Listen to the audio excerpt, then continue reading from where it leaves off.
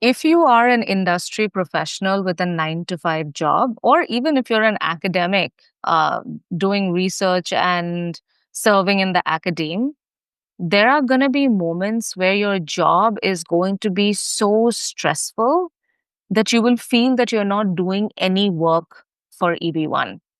It has happened to me. I've seen it happen to other folks as well. But I want to give you a different way of approaching or a different way of thinking what EB1 progress looks like. So I'll take the example of kickboxing.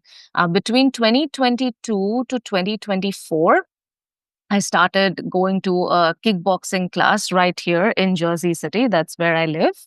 And the name of the kickboxing class is CKO kickboxing class. It's a fantastic class. Like if you have a CKO wherever you live, I would encourage you to please take a class with them. The music is great, the workout is great.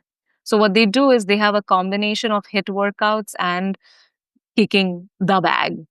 And one of the workouts that the trainers or the coaches would make us do is called active rest. Now, what does active rest mean? That between sets, what they would do is make us like hold a squat or hold a plank. So what the instructors would say is instead of just lying on the ground and then going from 100% kinetic energy to like 0% kinetic energy, keep yourself in that active rest mode so that you can recover and get on back on the grind faster.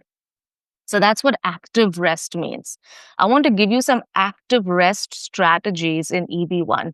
You're going to be hustling hard to get your EB1. You're going to be strapped between doing your job and then going to conferences and writing thought leadership articles or networking with people or outreaching folks or writing that letter or 1,000 other things that happen in the EB1 world, then you're going to be stretched thin. And sometimes you are going to feel that burnout. Now, instead of getting into a guilt trip and thinking that, oh my gosh, like I have not done nothing today for my EB1, might I suggest some active rest activities? Now, what do active rest activities look like? So, for example, if I were to do this again as an industry professional, let's say I was a PM at Meta and we are just cooped up in a room and working 9 to 9 at this point on like a hot product launch, and there's really no mental capacity left at the end of the day. On top of that, if you have children at home, if you have a family and you have to take care of them, there's no bandwidth that you have left to work on your EB1, and it can feel like you're falling behind. At this point, what you can do is do some active rest activities. I'll just give you 1 or 2 examples today that you can rinse and repeat for the next 5 days or the next 7 days as you recover and get back on the grind. What do these active rest activities look like? You and I, we both know we are spending a good amount of time on social media. Like if you're not on WhatsApp, if you're not on Instagram, you're probably looking at WhatsApp forwards. If you're a really good son and daughter and you're looking at all the good morning messages as well, we are spending a good amount of time on social media and on our screens.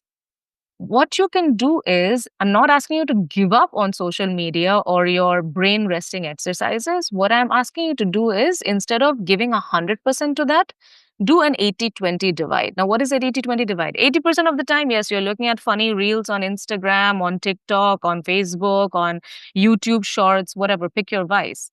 But instead of spending 100% of your time there, take just 20% of that time away. So if you're on 30 minutes, for 20 minutes, be there. But for the 10 minutes, I don't know if the math was right or not, whatever, go with the flow. For 10 minutes, what you do is you go to Perplexity or you go to ChatGPT, pick your AI. What I want you to do is go to these AI tools and ask passive questions. So, for example, one question that you can ask to Perplexity is, "Hey Perplexity," or "Hey ChatGPT, I am a PM at Meta who worked on this product.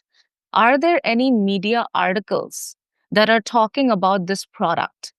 And see what kind of media articles Meta or your company has pumped out about this product. That is making EB1 progress because that is going to go into your evidence list for your critical role or your original contributions of major significance, depending on how you craft your story. That's making EB1 progress. Nothing more, just a query to ChatGPT. Another query to ChatGPT that you can make is, when you're building a product, you're essentially solving a problem. Why don't you ask ChatGPT or Perplexity saying that, hey, this is the problem. Let's say I am working on a product that provides targeted ads to small business owners in the tri-state area. What kind of news articles are coming out of this area of work, this problem that that we are trying to solve? That is evidence for your critical role or original contributions of major significance, because you're substantiating the problem that you're working on. And the third thing that you can ask Perplexity or ChatGPT is, hey, we are working on this problem. What are our competitors doing? What do their solutions look like? And as you're reading those news articles, you are thinking in your mind that, oh, okay, we are approaching the problem this way, they are approaching it that way. This angle could be novel.